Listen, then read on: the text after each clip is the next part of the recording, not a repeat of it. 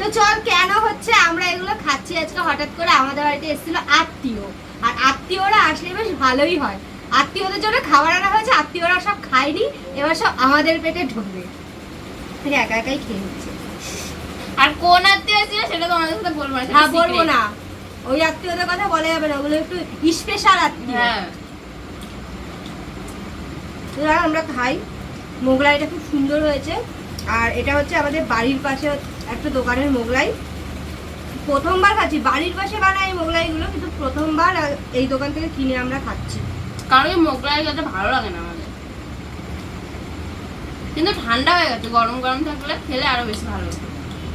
এরকম মাঝে মধ্যে বাড়িতে একটু আত্মীয় আসলে ভালোই হয়, তাহলে আমাদের একটু ভালো মন্দ খাওয়া হয়। আর আমরা হচ্ছে বাড়ির ওই ভাত তরকারি থেকে না এইসব বাইরের খাবার খেতে ভীষণ ভালোবাসি। আর এই হচ্ছে চপে দেখতে